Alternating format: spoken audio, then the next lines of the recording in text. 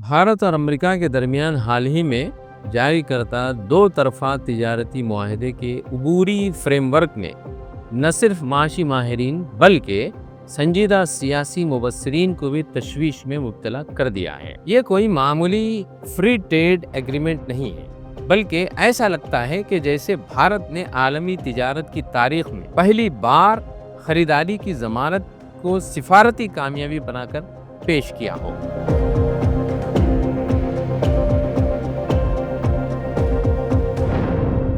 ناظرین، آپ دیکھ رہے ہیں ویوز آن نیوز اور میں ہوں زعیم الدین احمد۔ سوال سادہ ہے مگر بنیادی ہے کہ کیا کوئی خود مختار ملک آزاد تجارت کے نام پر یہ وعدہ کرتا ہے کہ وہ اگلے 5 برسوں میں لازمی طور پر $500 ارب کا سامان خریدے گا، اور وہ بھی ایسے ملک سے جس کے ساتھ وہ پہلے ہی بڑے تجارتی فائدے کی پوزیشن میں ہو؟ اعداد و شمار چیخ چیخ کر یہ سوال کر رہے ہیں کہ اس وقت بھارت اور امریکہ کے درمیان سالانہ تقریباً $130 ارب کی تجارت ہے۔ بھارت امریکہ کو $85 ارب کی برآمد کرتا ہے، جبکہ امریکہ سے $40 ارب کی برآمد ہوتی، یعنی امپورٹ۔ یعنی بھارت کو تقریباً $45 ارب کا سالانہ تجارتی فائدہ ہے، یعنی سرپلس ہے۔ لیکن نئے فریم ورک کے تحت بھارت نے یہ فائدہ اپنے ہاتھوں سے ختم کرنے کا جیسے انڈیا دے دیا ہو۔ اگر امریکہ کی برآمدات پہلے ہی سالانہ 40 ارب سے بڑھ کر $100 ارب تک پہنچ جاتی ہے تو یہ خسارہ نہیں تو اور کیا ہے؟ یہ وہی بات ہے جیسے کوئی دکاندار منافع میں چلتی دکان خود بند کر کے گاہک سے کہے، آئیے اب میں آپ سے ادھار میں مال خریدوں گا۔ ڈونلڈ ٹرمپ برسوں سے بھارت کے تجارتی فائدے کو غیر منصفانہ قرار دیتے آئے ہیں۔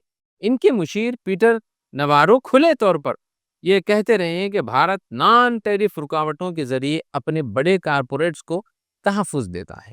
لیکن سوال یہ ہے کہ کیا ان شکایات کا حل یہ تھا کہ بھارت پورا توازن ہی امریکہ کے حق میں جھکا دے؟ امریکی وزیر زراعت بروک رولونس کا اعتماد قابل غور ہے۔ وہ کھلے عام اعلان کر رہی ہیں کہ بھارت کی زرعی منڈی کھلنے سے امریکہ بھارت کے ساتھ زراعت میں اپنا $1.3 ارب کا خسارہ ختم کر دے گا۔ تو پھر پیوش گوئل کا یہ دعویٰ کس بنیاد پر ہے کہ بھارتی زراعت محفوظ ہے؟ فریم ورک میں درختوں کی میوے یعنی خشک میوہ جات، اناج ہے، پھل، خوراک اور زرعی مصنوعات کی لمبی فہرست شامل ہے، مگر کوئی وضاحت نہیں ہے کہ ایم ایس پی کا کیا ہوگا۔ چھوٹے کسان امریکی ایگرو بزنس سے کیسے مقابلہ کریں گے؟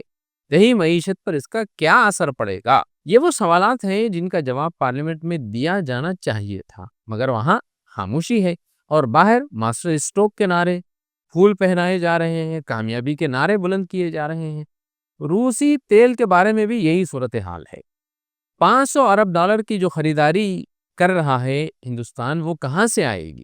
ماہرین متفق ہیں کہ سب سے آسان راستہ روسی تیل کی درآمدات یا امپورٹ ہے، اس کا رخ موڑ کر امریکہ کی طرف کرنا ہے۔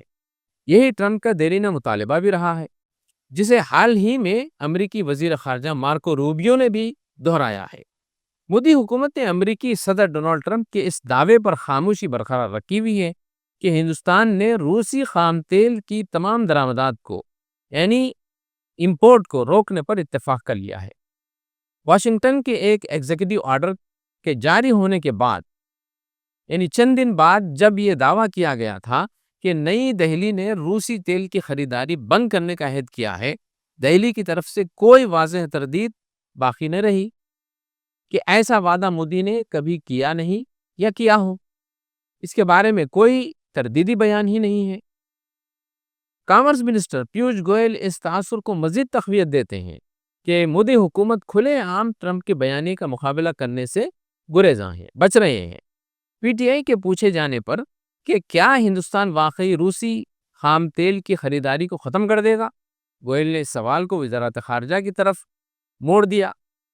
این آئی اے جب زور دے کر دباؤ ڈال کر پوچھا کہ آیا روسی تیل پر اختلاف رائے تجارتی معاہدے پر اثر انداز ہو سکتا ہے، تو انہوں نے کہا کہ وہ ایسا نہیں کریں گے، اور کہا کہ امریکی خام تیل خریدنا ہندوستان کے اسٹریٹجک مفاد میں ہے۔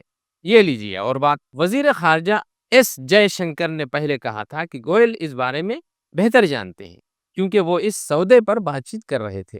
اس تبصرے سے یہ تاثر مزید گہرا ہو گیا کہ حکومت اپنی پوزیشن واضح کرنے سے گریز کر رہی ہے، اس سے بچ رہی ہے، وہ واضح پوزیشن اپنی نہیں بتا رہی ہے۔ لیکن اس کے نتائج کیا ہوں گے؟ روس کے ساتھ تعلقات کا کیا ہوگا؟ توانائی کی قیمتوں کا کیا ہوگا؟ بھارت کی اسٹریٹجی خود مختاری کا کیا ہوگا؟ سب سے اہم سوال یہ ہے۔ یہ سب سوالات فریم ورک سے غائب ہیں، کوئی اس پر ڈسکشن نہیں ہے۔ پھر اور ایک تیسری چیز، ڈیجیٹل خود مختاری اور ڈیٹا کی لڑائی بھی اس میں شامل ہے۔ معائنے میں ڈیجیٹل تجارت کا ایک مبہم ذکر بھی ہے، لیکن اصل تنازع سب جانتے ہیں کہ امریکہ چاہتا ہے کہ بھارت اپنی ڈیٹا لوکلائزیشن پالیسی نرم کرے تاکہ گوگل، ایمیزون اور دیگر امریکی بڑی بڑی کمپنیاں بھارتی صارفین کا ڈیٹا آزادانہ طور پر اپنے ملک میں رکھ سکیں۔ یہ محض تجارت نہیں بلکہ ڈیجیٹل خود مختاری پر سوال ہے۔ کیا بھارت اس محاذ پر بھی دباؤ قبول کرنے جا رہا ہے؟ آئی پی آر اور دوا سازی کا بھی ایک بڑا مسئلہ اس میں شامل ہے۔ یورپی یونین اور برطانیہ کے ساتھ معاہدوں میں بھارت پہلے ہی جبری لائسنسنگ کو کمزور کر چکا ہے۔ اب امریکہ اس سے بھی زیادہ رعایت چاہے گا، جس کا براہ راست اثر سستی ادویات، عوامی صحت پر پڑے گا۔ سب سے بڑا سوال، چین، ویتنام اور دیگر مشرقی ایشیائی ممالک نے 2025 میں امریکہ کے ساتھ اپنے تجارتی فائدے مزید مضبوط کیے ہیں۔ چین کا سرپلس $1.2 ٹریلین تک پہنچ چکا ہے۔ تو پھر بھارت ہی کیوں؟ کیونکہ بھارت واحد ملک ہے جو اپنا فائدہ خود کم کرنے پر آمدگی ظاہر کی ہے۔ اگر اس کے پیچھے کوئی بڑی جیو پولیٹیکل حکمت عملی ہے تو قوم کو بتانا چاہیے، اور اگر نہیں تو پھر یہ سوال اپنی جگہ موجود ہے کہ کیا مودی حکومت نے تجارت کو سفارت کاری نہیں بلکہ اطاعت کا ذریعہ بنا دیا ہے؟ یہ معاہدہ محض معاشی نہیں ہے بلکہ سیاسی اور اسٹریٹجی خود مختاری کا مسئلہ ہے، اور جب تک اس پر کھلی پارلیمانی بحث نہیں ہوتی تب تک قومی مفاد کا دعویٰ محض ایک سرخی ہی بنا رہے گا۔ تو ناظرین، یہ تھا آج کا ویوز آن نیوز۔ پھر ہوگی ملاقات کسی نئے موضوع کے ساتھ۔ خدا حافظ۔